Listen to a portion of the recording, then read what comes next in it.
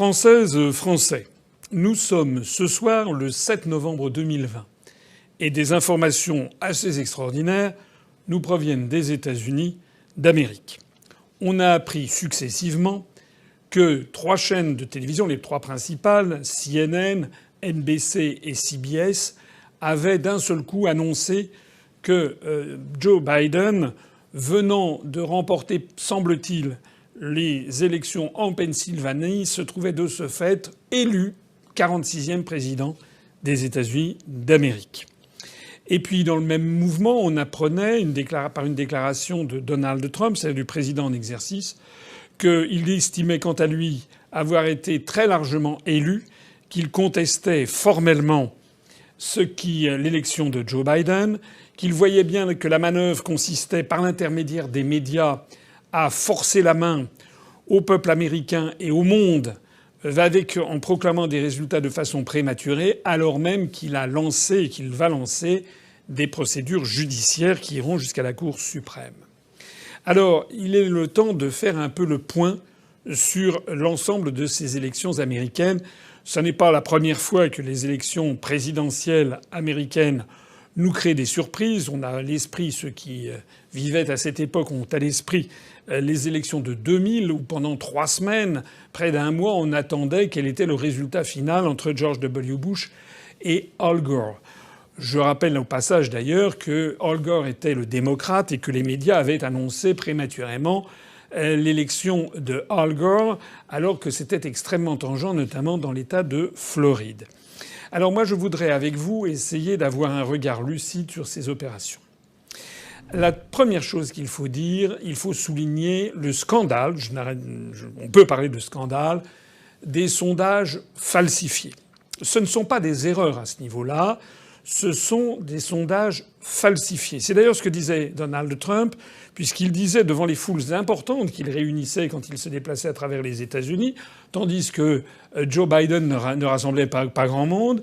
Donald Trump disait à qui voulait l'entendre, notamment dans les derniers jours, que les sondages étaient bidons. Donald Trump en était certain. Je rappelle quand même qu'il est président des États-Unis d'Amérique en exercice, qu'à ce titre, il doit quand même avoir des informations venant des services comme les renseignements généraux en France, qui mesurent l'état de l'opinion publique. Donc il savait que les sondages étaient faux. Joe Biden était donné depuis des mois et des mois comme le grand favori par l'ensemble des instituts de sondage et par quasiment tous les commentateurs de la presse, y compris bien sûr dans la presse française. Tout le monde prédisait une victoire écrasante de Joe Biden, et ce jusqu'à la veille du scrutin. J'ai fait pour vous une capture d'écran. Regardez cette capture d'écran d'un tweet de Bruno Jambas, qui est le directeur général de Opinionway, et qui dit, la veille du scrutin, qui dit bon, on se donne des fausses frayeurs, mais une frayeur d'ailleurs, comme si c'était une frayeur que Joe Biden puisse ne pas être élu. Mais en fait, il sera élu de façon très large et très confortable. Donc le résultat de Joe Biden, par rapport au sondage, montre que ces sondages étaient faux. Je rappelle que Joe Biden était crédité entre +7, +8 et parfois jusqu'à +12, +15, +16% selon les États. Ça n'a pas du tout, mais pas du tout été le cas. Donc maintenant, le premier résultat à tirer de ça, c'est que les sondages étaient falsifiés et qu'ils avaient pour objectif de faire ce que les Américains appellent une prophétie autoréalisatrice, c'est-à-dire qu'à force de mettre dans la tête des gens que tel candidat va être élu, les gens finissent par voter pour le candidat qui va être élu parce que malheureusement, beaucoup de gens, aux États-Unis comme en France, confondent parfois les élections avec le PMU. La deuxième chose, pour en revenir à l'élection américaine, c'est le résultat finalement extraordinaire de Donald Trump. Et je ne dis pas ça, je ne suis pas un groupie de Donald Trump, même si entre Biden et Trump, je choisis sans aucune hésitation Trump, mais Donald Trump a réussi quelque chose d'inimaginable. Est-ce que vous vous rendez compte ce que c'est qu'être ce responsable politique, président des États-Unis, qui depuis son élection, tous les jours depuis 4 ans, tous les jours, faisait l'objet d'attaques fondamentales du dénigrement de toute la presse, radio, télévisée et journaux aux États-Unis et dans le monde entier, dans le monde occidental contre lui. tout le temps. Lorsqu'il réussissait des choses comme par exemple tel ou tel accord de paix, on en parlait vraiment alors du bout des lèvres et surtout pour se débarrasser du sujet parce que on a réussi à faire croire, j'y reviendrai tout à l'heure, que des choses qui sont le contraire exact de sa politique et de son bilan. On a résulté à cacher aux Français qu'il a eu des résultats économiques absolument extraordinaires, j'y reviendrai tout à l'heure. En attendant, Donald Trump on lui a infligé des sondages où on indiquait à tous les Américains qu'ils seraient écrasés. Jusqu'à tard dans la première nuit suivant le scrutin, Trump jouissait d'une avance confortable dans beaucoup d'États, y compris dans tous les swing states, comme on dit, dans tous les États clés, il arrivait avant. C'est la deuxième chose, et qui a surpris, et même un certain nombre d'observateurs, ils n'osent pas le dire, mais mezza voce, il y a quand même un certain nombre de spécialistes qui disent qu'ils n'en reviennent pas. Voilà, on avait décrit Trump comme quelqu'un qui était honni par la population américaine. C'est pas vrai. Ça comptera d'ailleurs beaucoup pour la suite des événements. J'y reviendrai en conclusion. La troisième chose, ce sont les soupçons de fraude. Le décompte tardif de vote par correspondance a redonné un très court avantage à Biden dans ces États, vous savez, le Michigan, le Wisconsin, la Pennsylvanie, la Géorgie sont comptés parmi. D'ailleurs, le décompte des voix n'est pas encore terminé au moment même où je parle en Arizona et en Géorgie. Ce décompte des voix a été exceptionnellement long dans ces États clés, ce qui n'a fait que renforcer les suspicions de fraude déjà présentes. En effet, pour pouvoir inverser la tendance comme ils l'ont fait, ces votes in-extremistes, qui ne représentaient selon les États que 5 à 10% des bulletins, devaient être particulièrement plus favorables à Joe Biden que le reste de l'électorat. Ça s'est révélé d'ailleurs exact dans des proportions qui sont plus que suspectes. Par exemple, 90% des votes par correspondance en Pennsylvanie, d'après la BBC, étaient pour Joe Biden. Alors, c'est quand même, du point de vue sociologique ou du point de vue statistique, j'aimerais qu'un statisticien ou un sociologue qui ne soit pas membre du Parti démocrate vienne nous expliquer s'il est vraisemblable qu'une telle opération ait lieu. Les votes par correspondance permettent en fait tous les abus. D'ailleurs, le journal Le Figaro a fait un témoignage d'un ancien démocrate qui a expliqué comment il procédait pour faire le trucage des élections. Alors, face à ça, les médias, tous dans une extraordinaire unanimité qui aussi rend suspecte les choses, ont eu des explications toutes faites. Il y a d'ailleurs eu déjà une explication préfabriquée. On nous a mis dans la tête, et on l'a mis depuis bien avant les élections, ça faisait un mois et demi qu'on nous mettait dans la tête que les démocrates voteraient davantage par correspondance. Ah bon? Et pourquoi donc? Pourquoi? Est-ce que quelqu'un peut m'expliquer? C'est comme si on disait, voilà, les gens qui votent pour Macron vont davantage voter par correspondance que les gens qui votent pour François Fillon. D'où ça sort? Est-ce qu'on peut nous sortir une étude sociologique qui montre ça? J'ai vu, il y en a qui disaient oui, mais parce que les démocrates, ils ont plus peur du Covid, ils respectent davantage le Covid. Non, écoutez, faut pas se moquer du monde. Il y en a qui disent oui, mais parce que Donald Trump avait conseillé aux électeurs républicains d'aller voter sur place, alors que Biden aurait plutôt donné la consigne inverse. Tout ça, ça n'est pas suffisant. Ça peut éventuellement justifier une différence entre les votes par correspondance et les votes mis dans les boîtes de 2, 3, 4 points, peut-être. Mais on n'a pas un candidat qui fait 60% des suffrages dans les urnes et qui, avec les bulletins de vote reçus par correspondance, d'un seul coup, passe à 48, parce qu'il y a eu 90 ou 95% des votes par correspondance étaient pour son adversaire qui, dans les urnes, faisait 45%. Ça, d'un point de vue statistique et sociologique, c'est pratiquement impossible. Puis alors, il y a un deuxième argument qui a été avancé par les médias, c'est qu'il n'y aurait pas de preuves à ces fraudes. Moi, je vais vous dire un secret, je n'étais pas aux États-Unis. Donc je suis comme tout le monde, je ne sais pas s'il y a des preuves ou pas de preuves de fraude. Ce que je vois quand même, c'est que les républicains ont mis en ligne, d'ailleurs il y a un site des soutiens de Donald Trump en France, Il y a un site, allez-y, vous avez une liste hallucinante de cas qui ont été soulevés, notés, filmés, enregistrés, signalés à la police et que sais-je, de cas de fraude qui parfois portent sur des dizaines et des dizaines de milliers de bulletins de vote. Il y a toutes les références. Allez-y. Allez-y, on vous montre le lien. Alors, moi j'en sais rien. Il faudrait enquêter. Mais dire qu'il n'y a pas de preuves, c'est quand même aller pousser le bouchon très loin. Au contraire, j'ai au contraire l'impression qu'il n'y a que ça, que des preuves.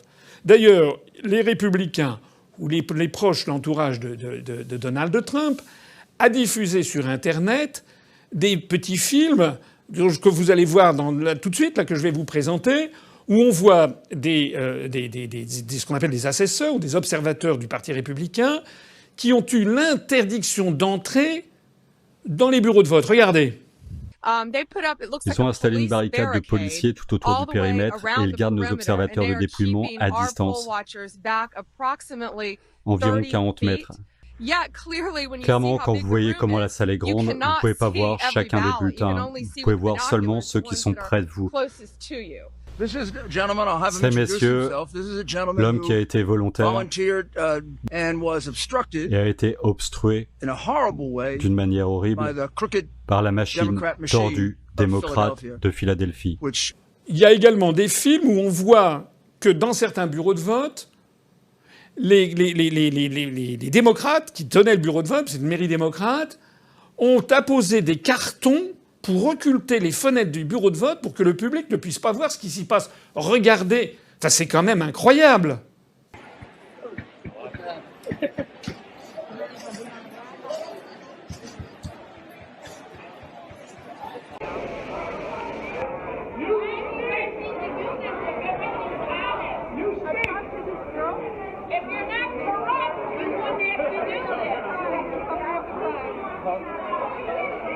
Troisième vidéo, on a des vidéos où on voit, parmi les scrutateurs, les gens qui reçoivent les bulletins, on voit des personnes qui sont en train d'écrire sur les bulletins. Mais c'est quand même incroyable, puisque soit, comme ça fonctionne aux États-Unis, soit il s'agissait de cocher une case ou d'écrire le nom du candidat, soit éventuellement, si vous mettez des ratures ou des choses comme ça peut invalider le bulletin. Donc jamais, au grand jamais, quelqu'un que par exemple en France, quand on dépouille des bulletins, bien il y a plusieurs personnes qui sont là, qui regardent, et d'ailleurs des observateurs des candidats différents qui sont juste au-dessus, alors que aux États-Unis, dans les bureaux litigieux, les gens étaient tenus à 30 mètres de la table, des tables, et puis les gens voient, et puis s'il y a un bulletin qui est raturé, etc., à ce moment-là, il est mis de côté, mais vous n'avez jamais quelqu'un qui se permet d'écrire sur les bulletins qui sont arrivés. Encore autre chose, une rumeur, mais c'est plus qu'une rumeur, enfin c'est en tout cas le président des États-Unis en exercice quand même qui le dit. Il y aurait eu ici ou là un logiciel électronique qui avait un bug, un drôle de bug, qui avait pour effet de transférer des milliers de voix de Trump à Biden. C'est un sacré bug. C'est un bug très politique. Ballots were counted for Democrats that were meant for Republicans, causing a 6,000 vote swing against our candidates. The county clerk came forward and said tabulating software glitched and caused a miscalculation of the votes. Since then, we have now discovered that 47 counties use this same software in the same capacity. Bon, il y a plein d'autres accusations, comme des votes de personnes décédées depuis longtemps, des personnes qui n'avaient pas le droit de vote, qui n'avaient pas la nationalité américaine, des personnes qui ont voté plusieurs fois, qui ont reçu plusieurs bulletins. Enfin, il y en a. C'est une désorganisation généralisée, ce qui d'ailleurs n'est pas fait pour surprendre outre mesure finalement les vrais experts des États-Unis, puisque je citais tout à l'heure l'affaire de la Floride. On s'était aperçu qu'il y avait des problèmes extraordinaires en Floride, que tout ceci ne marchait pas bien. En attendant, ça veut dire quoi? Ça veut dire que je rappelle que le vote par correspondance est une source de fraude absolument inimaginable, et que c'est pour ça qu'en France, ça a été interdit depuis 1975. D'ailleurs, je crois que dans le monde, il n'y a que 3 pays encore. Il y a les États-Unis, l'Allemagne et je ne sais plus lequel, peut-être la Suisse, qui sont des pays démocratiques qui autorisent encore le vote par correspondance parce que ça n'est pas possible. J'ajoute d'ailleurs qu'aux États-Unis, il y a des États où il n'y a même pas besoin de présenter sa carte d'identité. Vous votez comme ça. Alors, dans ces conditions, c'est quand même inimaginable, un scandale, un autre, que quasiment toute la presse française, à part l'article du Figaro qui a donné une fois la parole à quelqu'un qui dénonçait ces fraudes, c'est quand même assez extraordinaire que toute la presse française présente les accusations du président des États-Unis en exercice, quand même, de Donald Trump, qui a quand même remporté du premier coup quand même une vingtaine d'États, et qu'on considère que ces affirmations seraient complètement extravagantes, qu'il aurait complètement inventées, qu'il n'y aurait aucune preuve. Non. Regardez tout ce que je viens de vous montrer, il y a quand même des soupçons. Voilà. Et quand il y a des soupçons, eh ben on doit faire une enquête à charge et à décharge. Or, ce que je vois dans la presse américaine et malheureusement dans la presse française, c'est que tout ce qui concerne ces élections est traité par la presse, les médias français, à décharge pour Biden, c'est-à-dire qu'on trouve toujours 1000 circonstances atténuantes pour Joe Biden, et à charge pour Trump. Systématiquement, c'est le billet fondamental qui n'échappe d'ailleurs plus à énormément de Français. En conséquence, depuis maintenant plusieurs jours, Donald Trump, président sortant, considère qu'on essaye de voler sa victoire par une fraude massive et industrielle, et il a annoncé des recours juridiques dans plusieurs États. Alors, que l'on soit pour ou contre Trump, que l'on considère qu'il a tort, etc., c'est une chose. Mais il y a un fait qui est là, c'est que Donald Trump ne reconnaît pas la victoire de Joe Biden, qu'il considère que cette victoire est une escroquerie par des multiplications de fraudes massives, et donc il va avoir des recours judiciaires. Et ça, c'est un fait. On ne peut pas dire que ça n'existe pas.